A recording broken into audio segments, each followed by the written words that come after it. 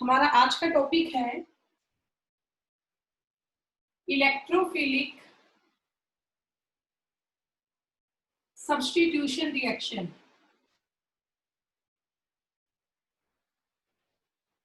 Electrophilic substitution reaction. बेटा कल मैं इसी टॉपिक को करवा रही थी आपको, ठीक है। कल हमारा ये टॉपिक हम कंटिन्यू कर रहे थे और मैंने आपको इसके 3 एग्जाम्पल करवाए थे। फर्स्ट वन मैंने करवाया था आपको क्लोरीनेशन, देन हमने किया था नाइट्रेशन और फिर हमने किया था सल्फोनेशन। तो ये 3 एग्जाम्पल हम डिस्कस कर चुके थे। अब इसके बाद बेटा आज हम करेंगे इसका 4th एग्जाम्पल, और इसका 4th एग्जाम्पल है फ्रीडल क्राफ्ट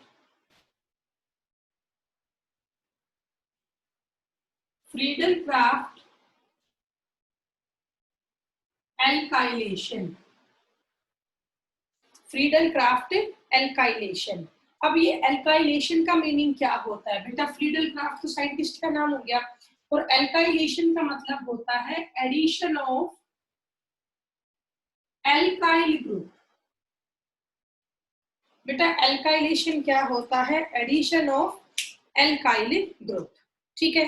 हम यहाँ पे किसी भी एल्काइल ग्रुप की एडिशन करवाएंगे। तो आप एग्जांपल देखिए, मान लीजिए मैंने लिया क्लोरोबेंजीन,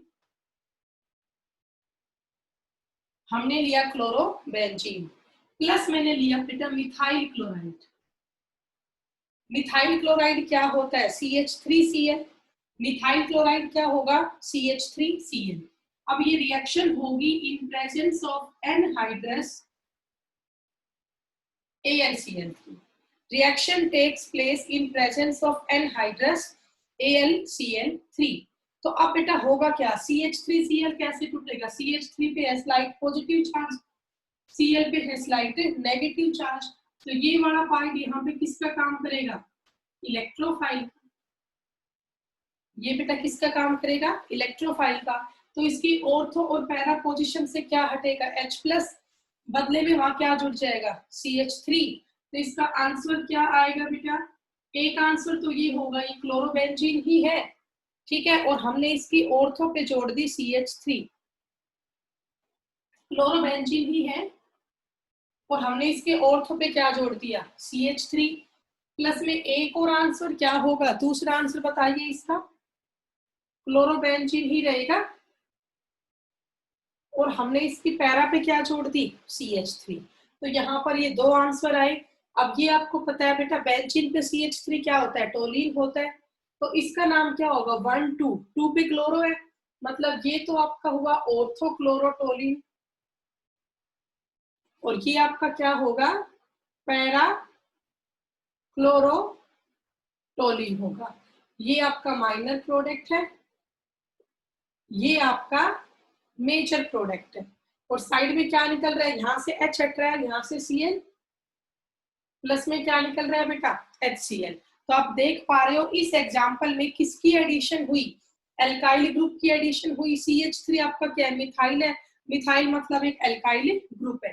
तो एडिशन ऑफ एल्काइल ग्रुप ही क्या कहलाता है? एल्काइलेशन कहलाता है। ये मैंने कल आपको समझाया ही था कि ऑर्थो एंड पैरा डायरेक्टिंग क्यों है, क्योंकि रेजोनेंस के टाइम पे ऑर्थो पैरा पोजीशन ही क्या होती है? इलेक्ट्रॉन रिच होती है, यहीं पे नेगेटिव चार्ज आता है। That's why they are ortho and para directing in nature, ठीक है। तो ये आप कर ले बेटा, साथ साथ नोट डाउन आपने कर लिया होगा फ्रीडल क्राफ्ट एल्काइलेशन। अब इसके बाद नेक्स्ट हम करेंगे, नेक्स्ट एग्जांपल है हमारा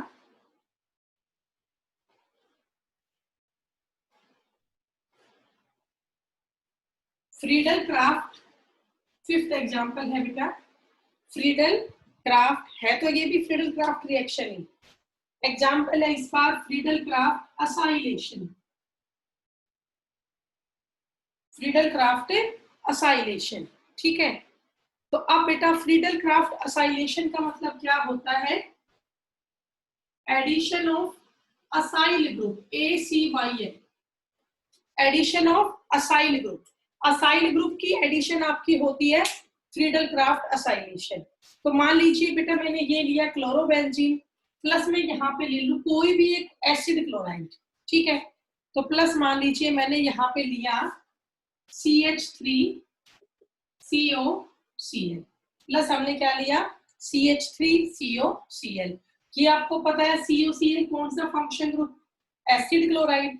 इसका ये कार्बन 1 और ये कार्बन 2, इसका नाम क्या होता है, इथेनॉइल क्लोराइड। इसका नाम क्या होगा बेटा, इथेनॉइल क्लोराइड। अच्छा बेटा अब इसमें बॉन्ड क्लीवेज कहाँ से होगी, यहाँ से होगी। C एटम पे आएगा स्लाइट पॉजिटिव चार्ज और Cl पे आएगा स्लाइट नेगेटिव चार्ज। तो जो ये आपका ग्रुप है ना CH3CO, इसे हम क्या बोलते हैं, इलेक्ट्रोफाइल। ये आपका क्या है बेटा, इलेक्ट्रोफाइल है। तो अब आप बताइए यहाँ पे क्या होगा, ऑर्थो और पैरा पोजीशन से क्या हटेगा H+, तो बदले में वहां क्या जुड़ेगा COCH3। तो इसका आंसर हुआ, रिएक्शन ये भी आपकी होगी प्रेजेंस ऑफ एनहाइड्रस AlCl3। ठीक है, तो अब इसका आंसर बेटा क्या होगा, ये आपका क्लोरोबेंजीन है, ऑर्थो पोजीशन से क्या हट गया H+ और बदले में क्या जुड़ गया COCH3। अब बेटा ये देखिए बेंजीन पे COCH3, ये होता है एसीटोफिनोन। ये क्या होता है, एसीटोफिनोन। तो मेन तो होगा आपका एसीटोफिनोन, ये कार्बन 1 और ये कार्बन 2, तो इसका नाम होगा ऑर्थोक्लोरो एसीटोफिनोन। प्लस में बेटा यहां से ये निकलेगा क्लोरोबेंजीन रहेगा और पैरा पोजीशन पे क्या जुड़ेगा COCH3। इसको हम क्या बोलेंगे, पैराक्लोरो एसीटोफिनोन। तो ये आपके दो प्रोडक्ट यहाँ पे बने, ऑर्थोक्लोरो एसीटोफिनोन एंड पैराक्लोरो एसीटोफिनोन। साथ में प्लस में क्या निकल रहा है आपका HCl। ठीक है, फिर वही बात है, ऑर्थोक्लोरो एसीटोफिनोन आपका माइनर प्रोडक्ट होगा, पैराक्लोरो एसीटोफिनोन आपका मेजर प्रोडक्ट होगा। तो यहाँ बेटा किसकी एडिशन हुई, एल्केनोइल ग्रुप की, या ये बोलो असाइल ग्रुप की एडिशन हुई। तो इसे हम क्या बोलते हैं, फ्रीडल क्राफ्ट असाइलेशन। इसको हम क्या बोलेंगे, फ्रीडल क्राफ्ट असाइलेशन कहेंगे। ठीक है बेटा, तो इतना आप ये कर लें। इसी के साथ बेटा आपका टॉपिक पूरा हुआ chemical properties of hello Areen का। मतलब ये लगा लो आपका 80% चैप्टर कंप्लीट हो चुका है। ठीक है, मैंने आपको हेलो एल्केन भी पूरा करवा दिया है और हेलो अरीन भी पूरा करवा दिया है। आपको दोनों में पढ़ना क्या क्या है, method of preparation, physical properties and chemical properties. तो आपके दोनों टॉपिक्स के तीनों आपके जो मेथड्स है वो हो चुके हैं, प्रिपरेशन भी हो चुकी है, फिजिकल एंड केमिकल प्रॉपर्टीज भी हो चुकी है। ठीक है बेटा, तो अब मैं जो आपको ये 2 दिन से पढ़ाने लग रही हूँ यहाँ पे chemical properties of hello Areen, इसी के बेस पे मैं आपको अब कुछ क्वेश्चंस करवाऊंगी। ठीक है, तो इसको आप नोट डाउन कर लें और इसके बाद मैं कुछ क्वेश्चंस लिख रही हूँ, उनके आंसर आपको यहाँ पे करने हैं।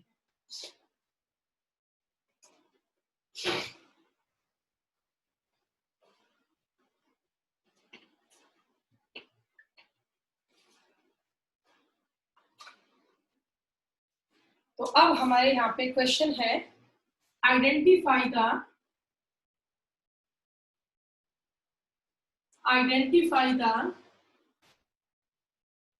Major product. Identify the major product. बेटा मैं यहाँ कुछ एग्जांपल्स लिख रही हूँ, आपको उनके प्रोडक्ट बताने यहाँ पे क्या आंसर आएगा। ठीक है, तो पहला एग्जांपल आप लिखिए बेटा, फर्स्ट कंपाउंड है ये, यहाँ पे है Br और यहाँ पे है CH2Br। ठीक है, प्लस में ले रखा है बेटा NaSH। नाम बता दो इसका, सोडियम थायोहाइड्रोक्साइड। आपको पता है ना OH क्या होता है, हाइड्रोक्साइड। O की जगह क्या आ गया S, और S को ऑर्गेनिक में क्या बोलते हैं, थायो। तो इसका नाम क्या बन गया, सोडियम थायोहाइड्रोक्साइड। अब इसके बाद बेटा आपका सेकंड एग्जांपल है CH2CH2OH, यहाँ भी है OH प्लस है HBr। ओके, अब इसके बाद आपका थर्ड है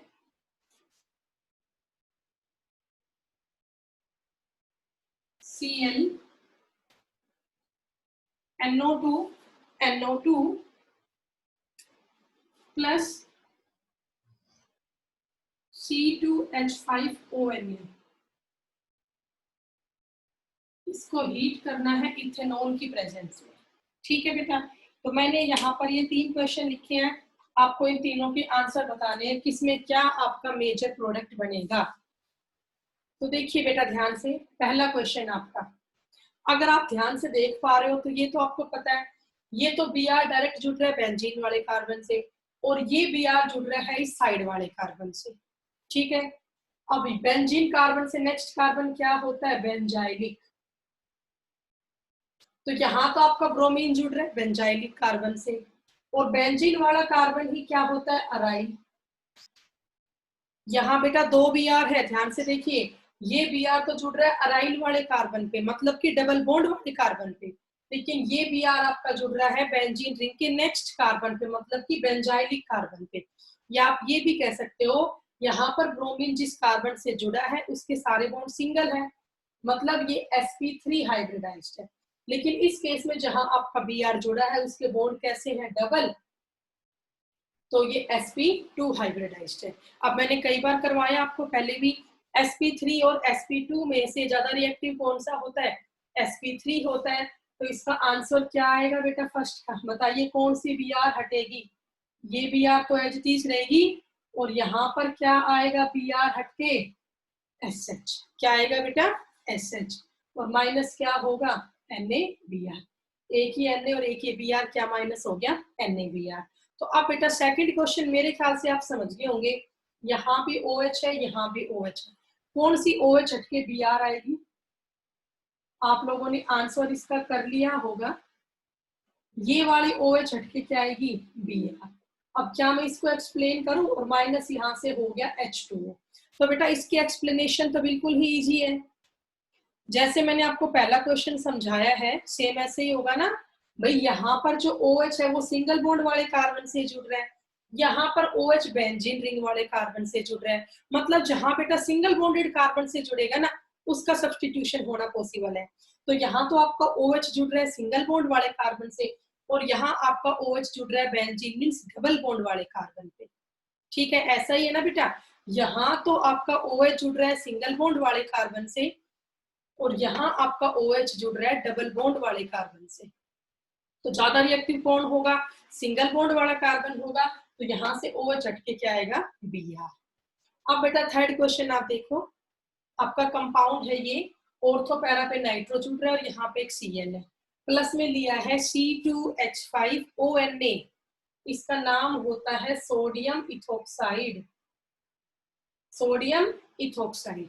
अब बेटा अगर एरो पे कंडीशन नहीं होती, मान लो एरो पे ये ना होता इथेनॉल और हीट का साइन, तो फिर कोई प्रोडक्ट नहीं आता, ये रिएक्शन होती ही नहीं, क्योंकि क्लोरोबेंजीन तो क्या शो करता है, रेजोनेंस, उससे उसका ये बॉन्ड कैसा हो जाता है, डबल, जो सिंपली टूट ही नहीं सकता।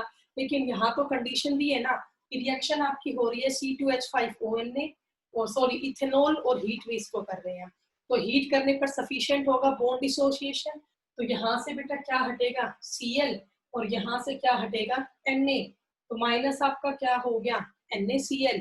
तो बना क्या बेटा आपका बताइए, ये दोनों NO2 आपके एज इट इज है, इनमें कोई चेंजिंग नहीं होगी।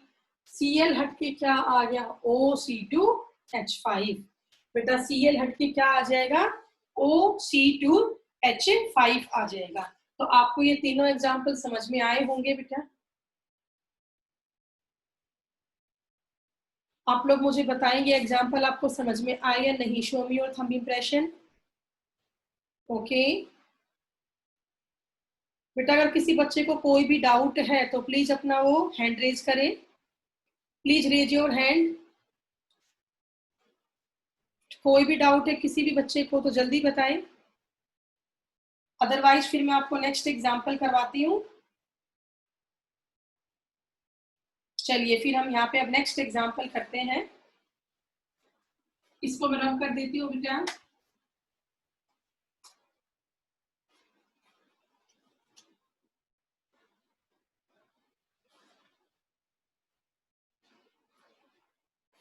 तो बेटा मैं आप लोगों को ना आज का टाइम देती हूँ, ठीक है।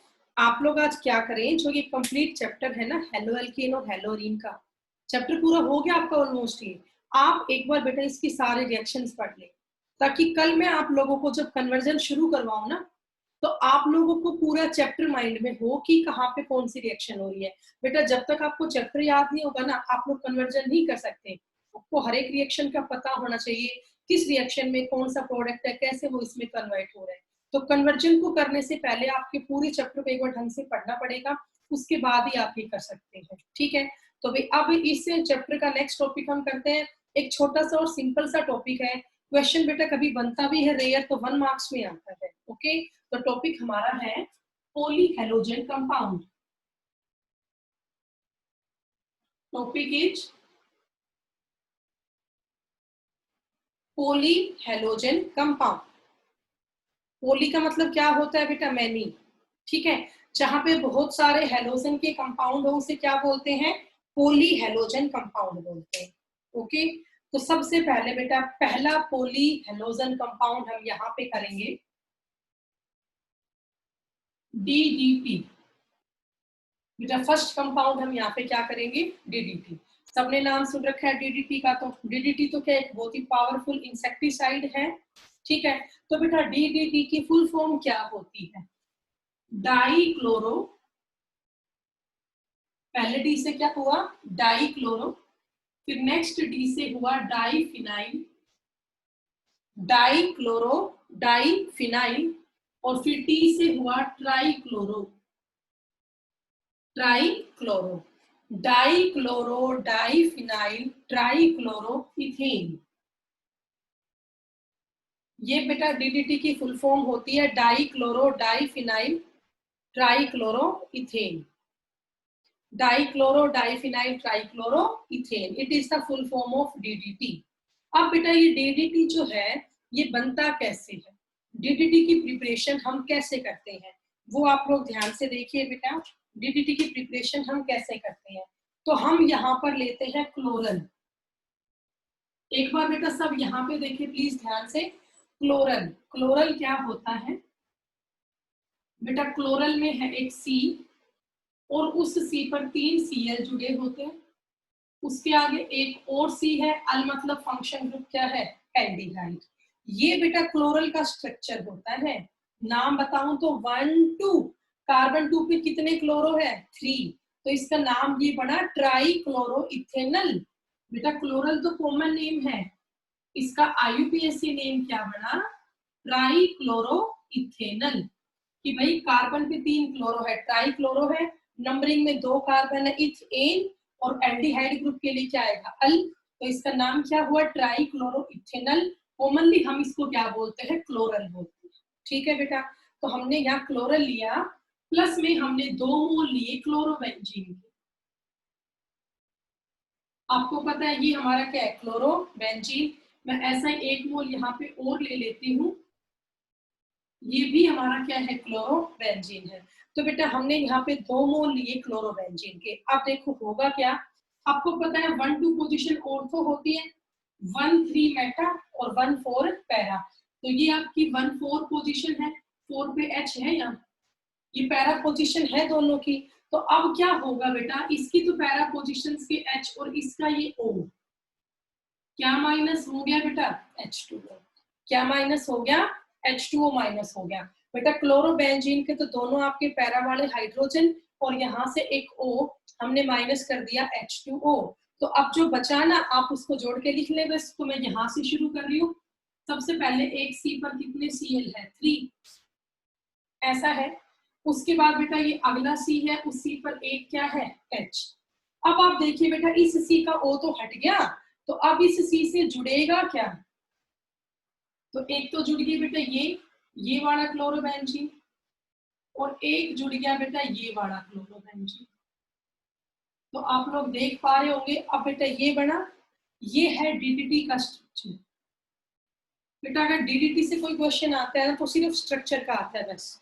It is the structure of DDT. अब आप ये देखो इसका ये नाम कैसे हुआ? Dichloro, diphenyl, trichloro ethane. यहां से देखिए बेटा, डाइक्लोरो 2 Cl है ना, डाई क्लोरो, फिर 2 ही बेंजीन है तो डाई फिनाइल। आपको पता है ना बेंजीन कॉमन नेम में क्या होती है? फिनाइल।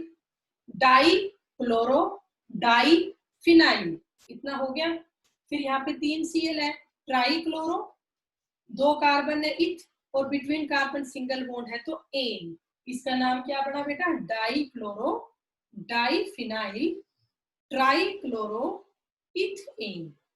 ठीक है, कर लेंगे आप ये। आपको ये स्ट्रक्चर बेटा समझ में आया, बताइए मुझे। डीडीटी का स्ट्रक्चर आप लोग कर लेंगे, वेरी गुड। उषा को समझ में आ गया, बाकी बच्चे बेटा, अनूप ठीक है, भूवी वेरी गुड बेटा। चलिए अब आगे करते हैं। तो इसके बाद हम, और डीडीटी का यूज आप खुद लिख सकते हो। डीडीटी तो क्या है, बहुत ही पावरफुल इंसेक्टिसाइड है। ये यूज कब हुआ था बेटा, वर्ल्ड वार के टाइम पे। लेकिन इसके साइड इफेक्ट बहुत ज्यादा है। एक तो इसका साइड इफेक्ट क्या है बेटा, ये सोइल की फर्टिलिटी को खत्म कर देता है। ठीक है, ऊपर से इसका नेचर कैसा है, नॉन बायोडिग्रेडेबल है। एक तो बेटा ये डिग्रेड नहीं होता, it is non biodegradable, and it decrease the fertility of soil, that's why it is band in many countries. ठीक है, तो ये बेटा आपका डीडीटी का स्ट्रक्चर हुआ। यहाँ से बस आपको स्ट्रक्चर ही करना है, क्योंकि इसी से क्वेश्चन आपका बनता है। तो अब इसके बाद बेटा नेक्स्ट हम करते हैं, ये मैं रब कर देती हूँ। दूसरा पॉलीहेलोजन कंपाउंड अब हम यहाँ पे करेंगे।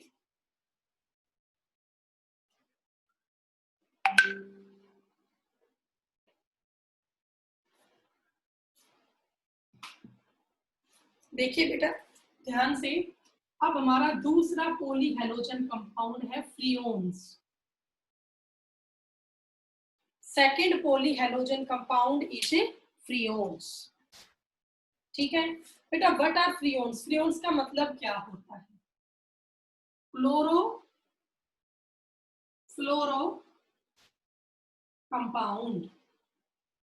बेटा फ्रियोन्स का मतलब क्या होता है, क्लोरो कंपाउंड। एक ऐसा कंपाउंड जिसमें Cl भी हो और F भी हो। क्लोरो कंपाउंड किसका, ऑफ मीथेन एंड इथेन। बेटा मीथेन और इथेन के साथ अगर क्लोरो और फ्लोरो जुड़ जाते हैं, मीथेन और इथेन के साथ अगर क्लोरो और फ्लोरो जुड़ जाते हैं तो उसको हम बोलते हैं फ्रियोन्स। ठीक है, तो डेफिनेशन क्या हुई फ्रियोन्स की आपकी, कि क्लोरो कंपाउंड है मीथेन का और इथेन का। ठीक है, ये आप कर लेंगे। ओके, तो ऐसा ही बेटा एक आपका इंपॉर्टेंट जो है क्लोरो कंपाउंड है, फ्रियोन्स आपका है, उसे हम बोलते हैं फ्रियोन 12। फ्रियोन 12, ठीक है। फ्रियोन 12 जो है इसका फॉर्मूला होता है Cl2F2, Cl2F2। इसका मतलब क्या है बेटा, एक कार्बन था, उस कार्बन पे 2 तो Cl है और 2 F है, इसे हम बोलते हैं फ्रियोन्स। ठीक है, फ्रियोन 12 हुआ ये आपका। अब बेटा इसकी प्रिपरेशन की बात करते हैं कि फ्रियोन्स प्रिपेयर कैसे होते हैं। So freons are prepared by Schwarz reaction.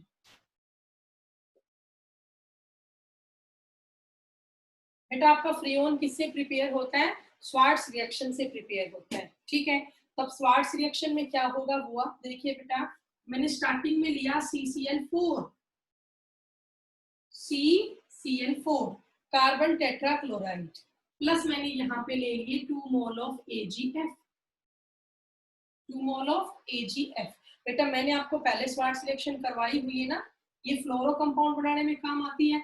तो मैंने यहाँ पे 2 मोल लिए किसके, AgF के। तो अब क्या होगा देखिए, यहाँ से 2 Cl निकल जाएगी और बदले में 2 यहाँ पे क्या जुड़ जाएंगे, F।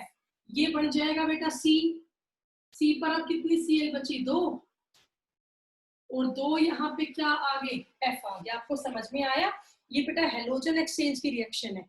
It is the example of halogen exchange reaction. ठीक है, तो हमने पहले CCl4 लिया, प्लस मैंने लिया 2 मोल ऑफ AgF, तो 2 Cl यहाँ से हटके बदले में 2 यहाँ पे क्या जुड़ गए, F जुड़ गए। तो ये आपका बन गया CCl2F2, प्लस में क्या निकल गया 2 मोल ऑफ AgCl, प्लस में क्या निकल गया 2 मोल ऑफ AgCl। ठीक है, तो बेटा इस रिएक्शन को हम बोलते हैं स्वार्ट्स रिएक्शन, और स्वार्ट्स रिएक्शन की हेल्प से हमने यहाँ पे क्या प्रिपेयर किया, भी हमने यहाँ पे प्रिपेयर किया फ्रियोन्स। ठीक है, अब बेटा जो आपका फ्रियोन्स है ये यूज कहाँ पे होता है, आपको पता है बेटा क्लोरो कंपाउंड किस में यूज होते हैं, यूज इन द रेफ्रिजरेटर्स। ठीक है, use in the air conditioners, ये सबको पता है।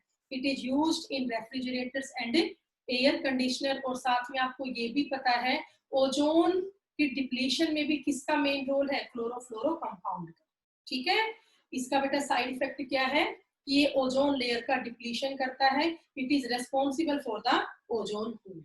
ठीक है, तो इतना आपको करना है फ्रियोन्स के बारे में। ओके, अब मैं इसको रब कर देती हूँ बेटा। टॉपिक हमारा चल रहा है पॉलीहेलोजन कंपाउंड का। अगर बेटा बुक्स में देखते हो ना, तो ये आपकी बुक की सबसे लास्ट के टॉपिक में मिलेगा, या बुक का बेटा लास्ट पेज होगा इस चैप्टर का। ठीक है, तो दो हमने कर लिया बेटा, हमने फ्रियोन यहाँ पे कर लिया है और हमने डीडीटी यहाँ पे कर लिया है। ओके, चलिए अब इसके बाद थर्ड हम करते हैं क्लोरोफॉर्म। थर्ड क्या है बेटा हमारा, क्लोरोफॉर्म है। तो सभी को पता है क्लोरोफॉर्म तो क्या होता है बेटा, बताइए। क्लोरोफॉर्म फॉर्मूला होता है CHCl3। क्लोरोफॉर्म का फॉर्मूला क्या होता है, CHCl3। और सबको पता है it is a powerful anaesthetic, ये बेटा बेहोशी में काम आता है। ठीक है, एनेस्थीसिया में इसको हम यूज करते हैं। So it is a powerful anaesthetic, chloroform. Okay, समझ में आया बेटा आपको क्लोरोफॉर्म क्या होता है। ओके, तो अब हमें यहाँ पे करना है बेटा ये कि जो क्लोरोफॉर्म वगैरह है ये प्रिपेयर कैसे होते हैं। तो मान लीजिए मैंने लिया CH4 प्लस लिया 3 mole of Cl2। Okay, presence of light, तो यहाँ से 3H और यहाँ से 3Cl माइनस क्या कर दूं, 3 मोल ऑफ HCl। तो ये क्या बचा बेटा, CHCl3। ये क्या बचा, CHCl3 क्लोरोफॉर्म बचा। ठीक है, ये आपका क्या बना बेटा, क्लोरोफॉर्म बना।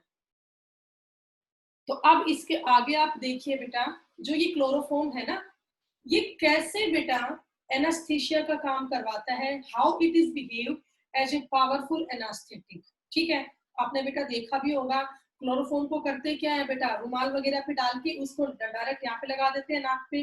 क्यों, ताकि बेटा जब हमने इनहेल किया, ब्रीथिंग हमने की, तो हम अंदर किसको इनहेल कर ले, क्लोरोफॉर्म को। अब जब क्लोरोफॉर्म है उसको एयर मिलेगी नोज के थ्रू। ठीक है, तो क्लोरोफॉर्म का जब ऑक्सीडेशन होगा इन प्रेजेंस ऑफ एयर, जब बेटा क्लोरोफॉर्म का ऑक्सीडेशन होगा इन प्रेजेंस ऑफ एयर, तो वो एक पॉइजनस गैस रिलीज करता है। क्लोरोफॉर्म का ऑक्सीडेशन होने पर वो एक पॉइजनस गैस रिलीज करता है। और बेटा वो पॉइजनस गैस डायरेक्टली कहाँ जाके अपना एक्शन शो करती है, सेंट्रल नर्वस सिस्टम पे। ठीक है, that poisonous gas directly show it's action on central nervous system. तो बेटा कुछ देर के लिए क्या होता है, हम बिल्कुल सुन्न हो जाते हैं, माइंड हमारा काम नहीं करता है और हमें बेहोशी आ जाती है। तो यहाँ से क्वेश्चन अगर बनेगा तो ये कि जो क्लोरोफॉर्म है, ठीक है, एक तो उसको एयर टाइट कंटेनर में ही रखना चाहिए। क्लोरोफॉर्म को बेटा हमेशा एयर टाइट कंटेनर में ही रखना चाहिए। ऊपर से बेटा क्लोरोफॉर्म की अगर स्टोरेज की बात करें ना, तो इसको डार्क कलर्ड ग्लास बोतल में स्टोर करना चाहिए। क्लोरोफॉर्म को बेटा डार्क कलर्ड ग्लास बोतल में ही स्टोर करना चाहिए। वजह, क्योंकि बेटा क्लोरोफॉर्म है। मान लो आपने ट्रांसपेरेंट कांच की बोतल ली, ग्लास बोतल ली, और आपने उसमें क्लोरोफॉर्म रख दिया। अगर आप ट्रांसपेरेंट ग्लास की बोतल लोगे तो वो ट्रांसपेरेंट ग्लास में बेटा क्या है, सनलाइट भी एंटर कर सकती है। अगर उसको लाइट मिलेगी तो क्लोरोफॉर्म का बोतल के अंदर ही ऑक्सीडेशन हो जाएगा और बोतल के अंदर ही वो पॉइजनस गैस वो बना देगा। तो कभी बेटा हम बाई चांस ढक्कन उसका खोलते हैं तो लिड को ओपन करते पॉइजनस गैस बाहर आएगी और वो हमें उसी टाइम पे अफेक्ट करेगी। इसीलिए इसको डार्क कलर्ड ग्लास बोतल में रखते हैं ताकि बेटा ये कॉन्टेक्ट ऑफ सनलाइट से बची रहे, ये कॉन्टेक्ट में ना आए सनलाइट के। तो अब हम ये रिएक्शन देख लेते हैं कि क्लोरोफॉर्म का ऑक्सीडेशन होने पर वो कौन सी पॉइजनस गैस रिलीज करता है।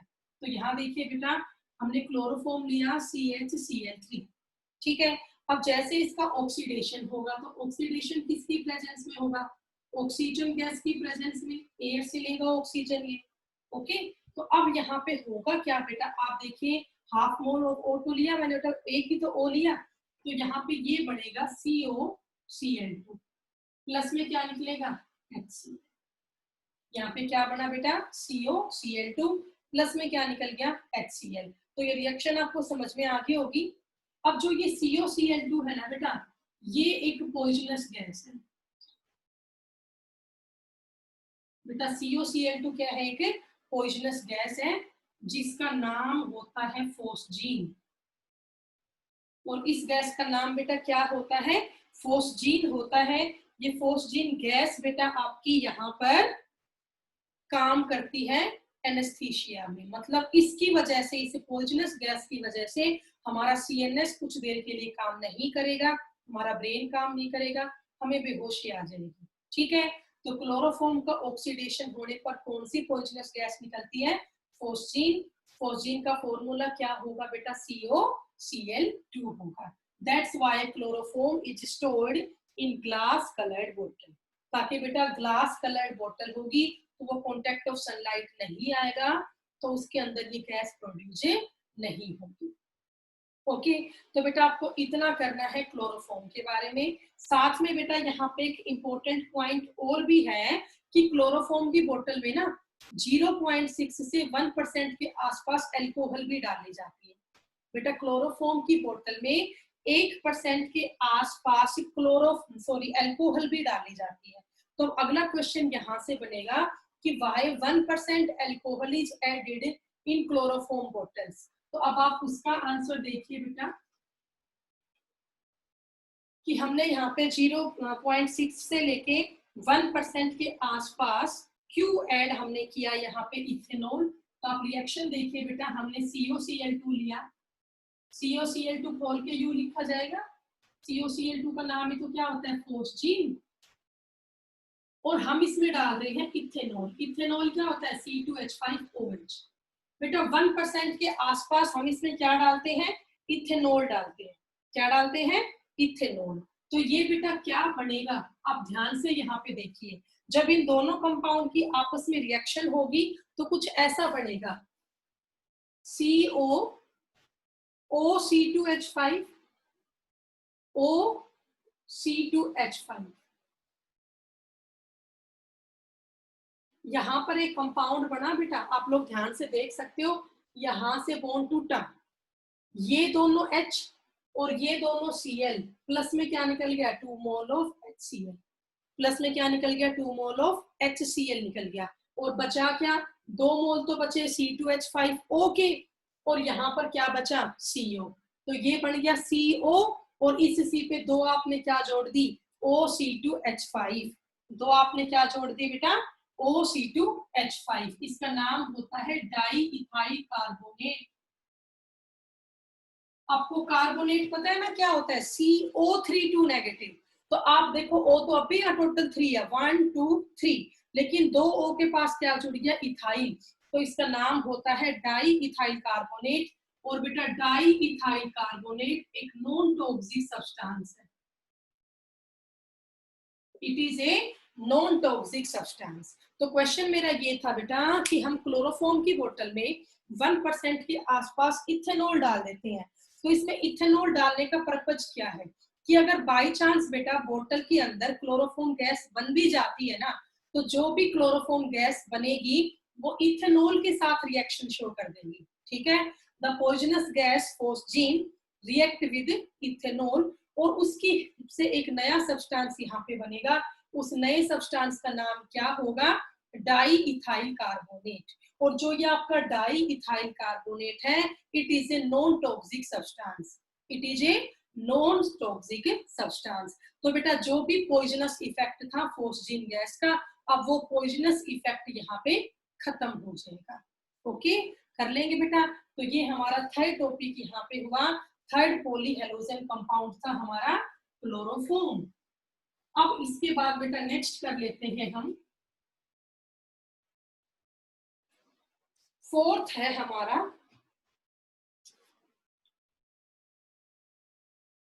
आयोडोफॉर्म। Fourth is iodoform. बेटा क्लोरोफॉर्म होता है CHCl3, ऐसे आयोडोफॉर्म आपका क्या हो जाएगा? CHI3। ठीक है बेटा, CHCl3 था क्लोरोफॉर्म, तो CHI3 क्या हो जाएगा? आयोडोफॉर्म हो जाएगा। सबको पता है आयोडोफॉर्म का यूज क्या है? It is a powerful antiseptic. It is a powerful antiseptic. What are antiseptic? Which kill or inhibit the growth of microorganism. The substance which reduce or inhibit the growth of microorganism. ठीक है, तो it is a very powerful antiseptic for wounds. For wounds, बेटा कोई भी घाव हो, फोड़ा हो, उसके लिए बहुत ही बढ़िया एंटीसेप्टिक है. ओके, और इसकी प्रिपरेशन आप कैसे कर सकते हो? मान लीजिए बेटा मैंने लिया CCl4 या हम यहाँ पे ले लें CHCl3 और इसकी रिएक्शन में कर दूं 3 मोल ऑफ NaI के साथ. फिनकिल्स्टीन रिएक्शन हुई है, प्रेजेंस ऑफ एसीटोन, तो तीनों H हटके क्या आ गया I, प्लस में क्या निकल गया 3 मोल ऑफ HCl. तो ये आपका बना बेटा आयोडोफोम. ओके, तो बेटा इसी के साथ हमारा आज का टॉपिक पूरा हुआ पॉलीहेलोजन कंपाउंड्स का. और आप ये लगा लो चैप्टर भी कंप्लीट होता हुआ आ रहा है आपका. ठीक है, तो कल मैंने आपको होमवर्क दिया है कि कल मैं आप लोगों को केमिकल टेस्ट और कन्वर्जन करवाऊंगी. ठीक है, कन्वर्जन बेटा तभी होंगे जब आपको पूरा चैप्टर याद होगा. तो आज का आप लोगों का यही होमवर्क है कि कंप्लीट चैप्टर एक बार आप पढ़ जरूर